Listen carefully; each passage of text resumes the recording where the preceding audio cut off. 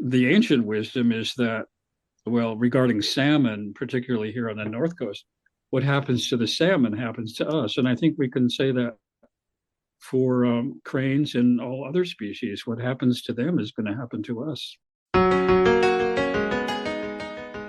Hello and welcome to Out of the Fog. I'm Karen Hager. Each week at this time, we gather for spiritual conversation with enlightening guests, and I'm glad you're here. You can find out more about my work as an intuitive guide and teacher at karenhager.com. Now then, I know that we can find the most surprise, the deepest rest, an ignition of curiosity and gratitude as we do the tiniest, simplest things. My walks with Maisie the dog are a 3 times daily exercise, not just for my physical body, but for my well-being. That simple act of just getting outside and noticing the sounds, smells, rhythms of our neighborhood, being part of a landscape where the littlest shift of light reminds me that the season is changing and that I am changing. This feeds my spirit and it helps me remember who I am when it is easy to forget in a flurry of distraction or worry. My guest today is poet Jerome Gagnon. His work has been described as sitting at the intersection of inner and outer landscapes. And his new collection is a call to action to restore the harm we do to nature and to ourselves. We'll be talking about that new collection, Refuge for Cranes. Are you ready to meet him? Born in Oakland, California, Jerome Gagnon received a master's in creative writing from San Francisco State University and lives and works in Northern California, my old stomping ground. A former teacher and tutor, he's the author of the collections Spell of the Ordinary, Rumors of Wisdom, and most recently, Refuge for Cranes from Wildhouse Publishing. He's the winner of the Louis Award and the Robert Frost Foundation Poetry Award, and his writing has appeared in Poet Lore, Spiritus, the Healing Muse, California Quarterly, Modern Haiku, and many other journals. A longtime student of non-dual traditions, he's passionate about the preservation of Sandhill Cranes and other bird species. You can find out more at jeromegagnonblog.wordpress.com. Jerome, welcome to Out of the Fog. Thank you, Karen. It's wonderful to be with you. What inspired Refuge for Cranes? What was it that sparked this beautiful book? That's a wonderful question. It's amazing, actually, that the books come out because, it starts from kind of a little seed or a spark. And I think it actually goes back quite a long time because cranes came into my life through art. I seem to have been collecting little objects and paintings and things that had to do with cranes. I didn't even realize that until I finally wrote a poem about one based on a Chinese scroll that I bought in Chinatown that features 3 cranes, some bamboo, very traditional Chinese brush painting. And the poem was not that great, but I thought, I want to write more about cranes. So I did look at them a lot online, and I did see some in person. We do get them in the San Francisco Bay Area once in a while, up around the North Bay. And during the pandemic, the cranes were really kind of a refuge for me. Just watching them I found to be very peaceful and relaxing. And then I wrote a couple more poems about them. And I finally had several poems that fell into the category of praise and included a poem or 2 about cranes. But I knew I wanted probably to talk about the sense of loss and grief that I was feeling, which was really connected with the pandemic, as well as the loss of species or the potential loss of species. It just kind of sort of became an exploration of the tension between those 2 things, praise and, I guess you could say, fear or grief. The cranes themselves are ungainly, and yet they're perfectly fit perfectly into wherever they are. Do you know what I mean? That's a very good description of it. Absolutely. They're very, I don't know. Well, it's just so amazing because they can live in water. They fly. They're comfortable on land. Um, and and then they can, migrate just, thousands and thousands of miles. And I think all those attributes have given them this incredible survival run for, we think, at least anywhere from 2.5 to 5 million years, perhaps longer. Wow. Wow. It's making me think about how we can choose as we are in nature. I'm thinking of me walking the dog, or maybe you watching the cranes, how we can choose to be in nature, even though we are ungainly. We don't always quite fit in. We can choose to be at rest in that way of being present in nature, or we can choose to try to kind of be weird in it and dominate it and pollute it and tear it apart and whatever it is, not pick up after ourselves. And I was struck as I read your work with the tension, as you said, between that praise and the joy and the uplift of energy and the loss and the grief and the kind of sorrow maybe at what we've done to ourselves here. Yeah, it is very painful for a lot of people. One ecologist has coined the term, I'm sorry, I don't have the name, but coined the term eco grief. And it's really, I don't know if you could say epidemic, but it's especially affecting young people. Not all young people, but some of them anyway. And I think your comment that we can either, become very weird and try to dominate it, which we've done. That's our history, of course, and it's not working anymore. We're realizing that, according to science, really, the next 5 to 10 years are going to be critical for not only between, well, about 1 million species are threatened with extinction within 10 years. That's one prediction. But the fact is that, our future is also linked to these creatures, the flora and the fauna. And the ancient wisdom is that, well, regarding salmon, particularly here on the North Coast, what happens to the salmon happens to us. And I think we can say that for cranes and all other species, what happens to them is going to happen to us. I mean, I don't mean to be dark, but part of the process of the writing some of the poems was to really face up to that. And it isn't really dark, because part of what learning or awareness or spiritual practice or growth does for us is to ask us to be present with what's really there. And since Yes. that's what's really there, our ability to be with that, to hold that, to take responsibility for it, that, I don't know, is that dark? That feels to me like there could be some light in there. It can feel very dark and it can feel very overwhelming to people. And I think that's why a lot of people don't want to acknowledge it, or are sort of functioning, at least for a while, with this idea of, it's all a hoax. It's a form of denial.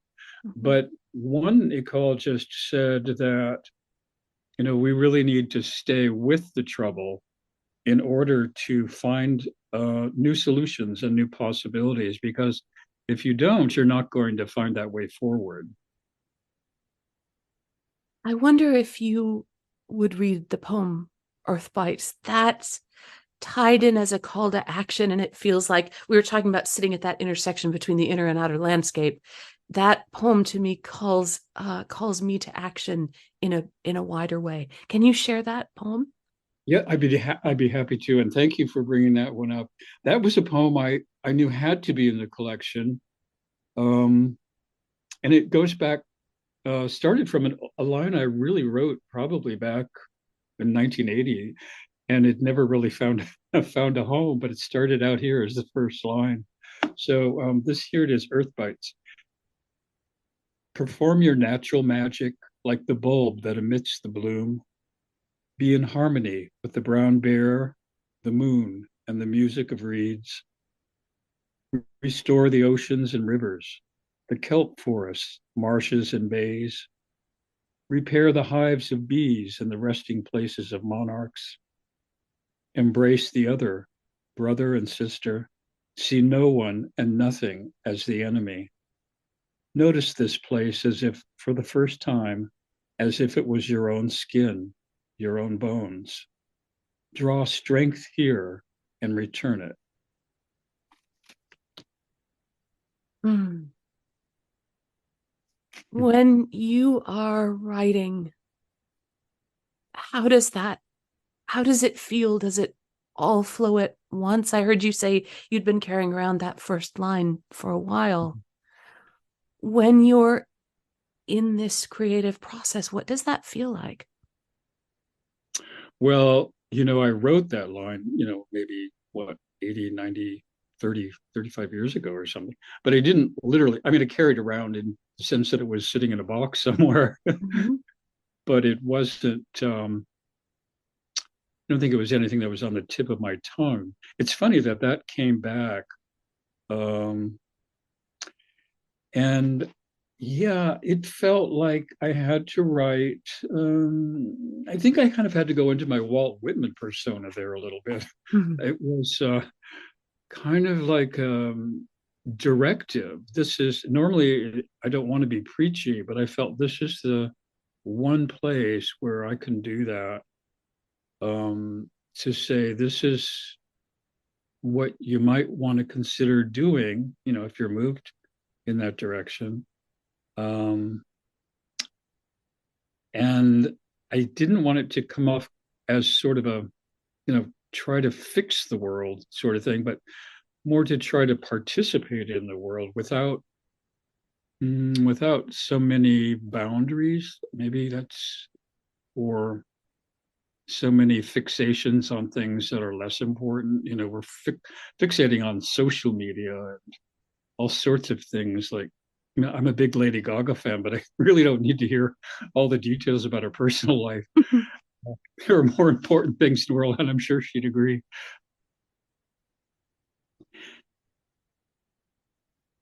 So that reminder in the poem to me, though, there's a reminder of our power too. There's all these ways, at least the way it feels to me as I read it. There's a reminder of all the many things that are happening, the small and the large, right? The bud that's blooming and resting places of monarchs. And there's a reminder of our power in that, right? In that surge and flow, there's our power to perform our natural magic too. That no matter how distracted we got into Lady Gaga's personal life, or no matter the mistake I made yesterday, there's natural magic maybe that we can perform now. And it's in that place of the now, it feels to me that we can make change. To me, that's part of the power of this poem. Thank you very much. Absolutely. I agree with you. It is, at some point, we have to recognize that we can make a difference, and it is in the moment. It's not imagining we're going to make a difference or wishing we'd made a difference, and that'll be too late. But really, right now, and I know there are some people a few years ago who work at an ecology center down in Texas who saved hundreds of sea turtles because it was unseasonably cold down there. They would have frozen to death if they weren't gathered together and put in a warm environment. So, they saved hundreds of sea turtles. And I think to me, that's like a kind of noble action that we can be proud of. And it's a form of compassion. And the world desperately needs that compassion. It's not just about the sea turtles, of course, it's about being compassionate for each other. You're listening to Out of the Fog, and I'm talking with Jerome Gagnon. His new collection of poems is Refuge for Cranes, praise poems from the Anthropocene. You can find out more about Jerome and his work at jeromegagnonblog.wordpress.com. And his name is spelled JeromeGagnon, jeromegagnonblog.wordpress.com. That feeling of praise, of lifting energy and praise, even when everything isn't perfect, even when you can see that things are changing and maybe not in a great way. What do you feel like is the function of praise? How do you want us reading these poems of praise? How do you want us to respond? I think that's a very good question. It's probably the way I phrased it when I suggest you ask me a question like that. But since I suggested that, I realize it's probably framed inaccurately. It would be better to say that praise is a flowering, I think, because Oh, it's you could call it a flowering of the spirit, but it just really makes us feel good. It's a natural outgrowth of happiness, or let's say contentment with the environment, the world we live in, with ourselves, most of all. And I think at its most effective, it can lead us into a state of unity or communion. And one of the roles of the poet, I think, then is to provide a channel for that through poetry, to bring it into the public conversation. And of course, Mary Oliver is the greatest example of that. She's one of my really favorite poets, and I think so many people have been touched by her work and her deep devotion to nature. Um, I think you asked me another question, but I'm not sure I answered it. What is the function? What is the flowering?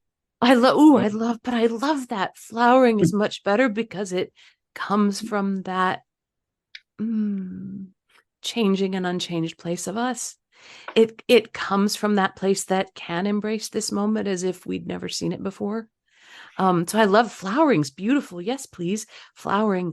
I was wondering how you imagine or how you would like us to feel as we read those poems of praise.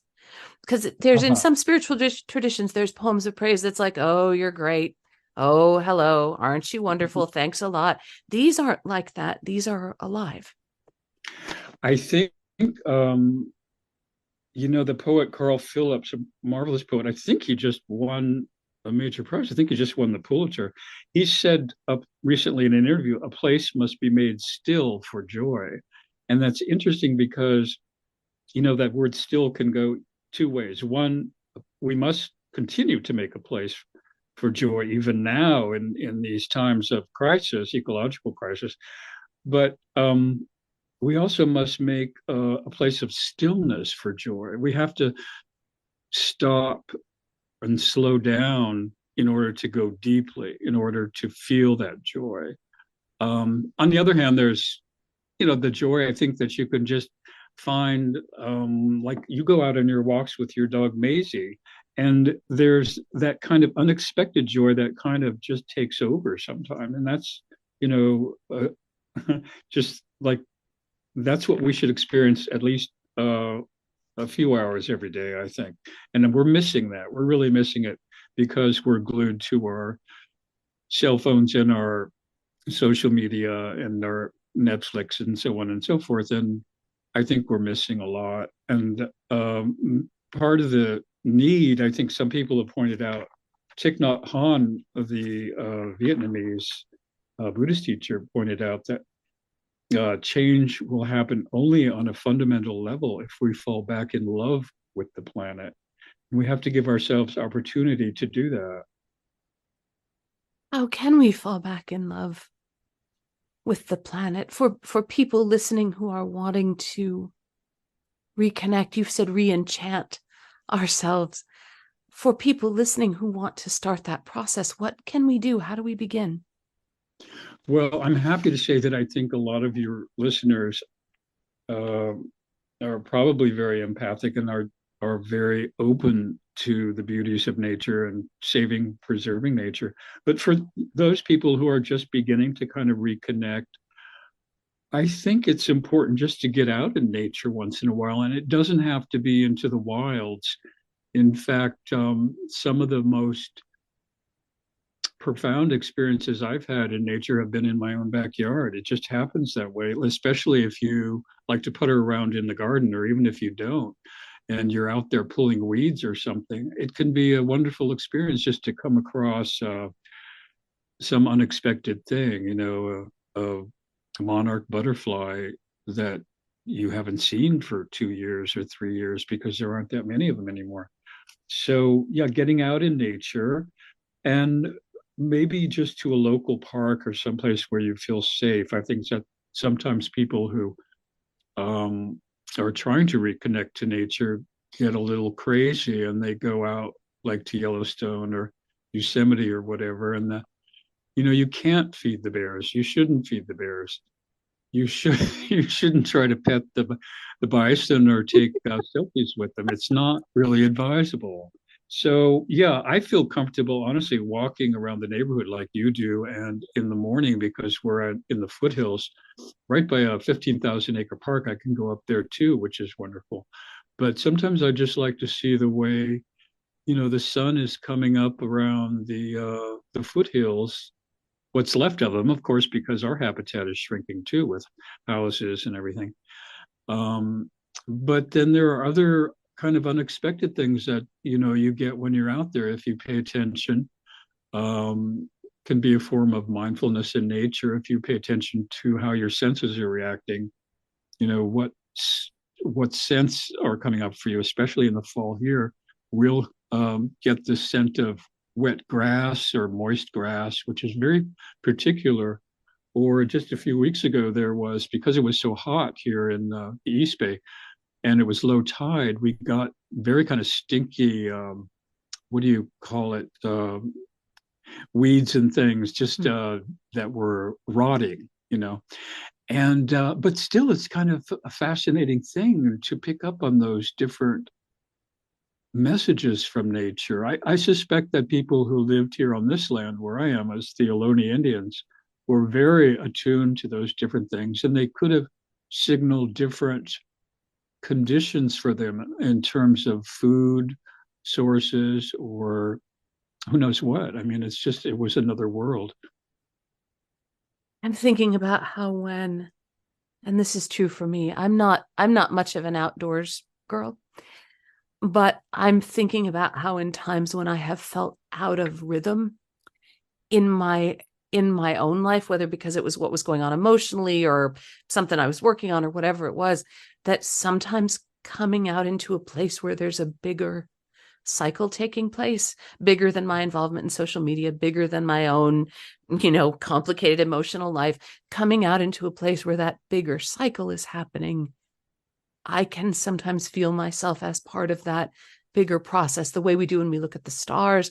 Or I'm remembering from these poems, there's a poem where you talk about planting the morning glories, then wishing you hadn't, and going in to try to cut them back and finding the red rose and the morning glory together. Mm. And sometimes even in those juxtapositions, we can find ourselves as an observer of those bigger patterns that are taking place. Oh yeah. Yeah, that was a good example of when I was in my garden, just like doing an unpleasant task of trying to cut back the morning glories. Um, even that is I wrote a haiku about it actually, and the line in that haiku was something about lost in the tangle, which is kind of the way we are when we're unaware. I think we're lost in a tangle of thoughts or preoccupations, but to become aware that we're in the tangle, uh, and maybe we're about to be tripped up as I was when I was out there with the morning glories. That's a kind of a wonderful recognition, and it can't be an epiphany. I'm not saying that one was, but it was a joyful moment just to be out there and to see those two flowers that I hadn't expected. I love the morning glories because they're that brilliant purple, and I was warned not to plant them. But it was at a time in my life when I really wanted a lot of flowers around, and I really love morning glories. And I thought, yeah, I'm going to go ahead and plant them. How bad can they be? Well, they're incorrigible, but right now they're actually very splendid, growing up over a wall outside one of my windows, and it's the hummingbirds love them. Some of the butterflies love them. And so I do see a little bit of wildlife that other people don't see, when they put in the AstroTurf and I have a little gravel, but some people just, are really hard surfacing everything. And you lose a lot, honestly. You lose a neighbor said, isn't it a problem for you having all those leaves around? And there really weren't that many. And I said, not really. I said, to me, it just looks natural. I like it like that. I don't like everybody. I don't like people coming in with leaf blowers and Mhm. blowing. I mean, once in a while it's okay, once a year or something. But yeah, not every week. I'd love for you to tell listeners how they can find out more about your work, how they can get their hands on the book. And you shared a really generous offer for them to get a free copy of either Rumors of Wisdom or Spell of the Ordinary. Can you give us all those good details? Good details. Well, the book is published by Wildhouse Publishing, as you mentioned, and so you can order it directly from their site. And I understand now that it's available on Barnes and Noble and Amazon as well. If you go to my blog, jeromegagnonblog.wordpress.com, I do have a link to both the book launch that's coming up tomorrow, which of course is free, and you can also click on to order the book from there.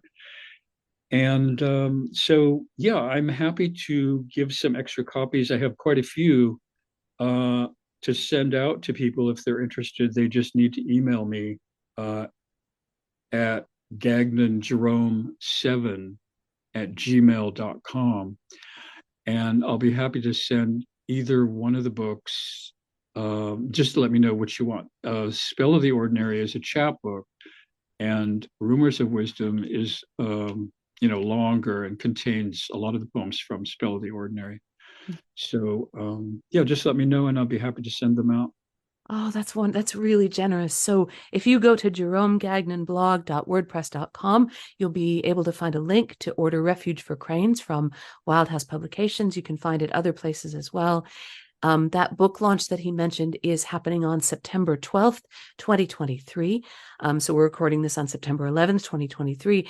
And if you email Jerome at gagnonjerome7@gmail.com by September 20th, just with your name and address, he will send out a free copy to you of either Rumors of Wisdom or the chapbook Spell of the Ordinary. That's wonderful. Now, I know I'm having fun, and yet I know we have to go. As we're going, could you please read Refuge for Cranes for us? Sure, be happy to. Let me just find it here.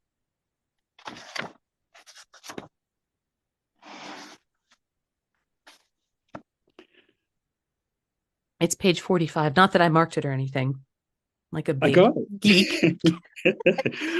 Refuge for Cranes. 1. At dawn, the greater Sandhill Cranes descend on the flooded fields in waves with a clapping of wings and a chain of trumpet calls. To say they're like swollen reeds isn't it. They're like saplings with wings, taller than the grapevines that grow not far from here in what was once a vast slough. To see them is to see parts of them, the pieced carapace of their one life. 2. They stand in the shallows on stilt-like legs, contemplating stillness and any movement in stillness, wings wrapped closely to their cores. If they move at all, it's to stalk or bow at the prospect of another morsel in the broth, which they firmly snatch in their beaks and swallow. 3. We won't see the likes of them again, skimming the surface of the water, their enormous wings combing the air. A child could be carried by them, or an old soul be transported to the moon. Our doubts dissolved in their lurching climb, the piercing notes. Jerome Gagnon, thank you very much for Thank you, talking with Karen. us today. That is Jerome Gagnon. His new collection of poetry is called Refuge for Cranes, praise poems from the Anthropocene. You can find out more about Jerome and his work at jeromegagnonblog.wordpress.com. And you're always welcome at karenhager.com. It's a great place to find out about upcoming classes and events. You can even book a private session with me if it feels aligned. And if you're looking for more Out of the Fog content and obsessive chronicling of Maisie the dog and what's on my jigsaw puzzle table, you can find me on Instagram, where I am Fog City Psychic. And thank you for listening today. Together, we are spreading a little more light in the world, and a little more light is always a good thing. Until next time, I'm wishing you peace.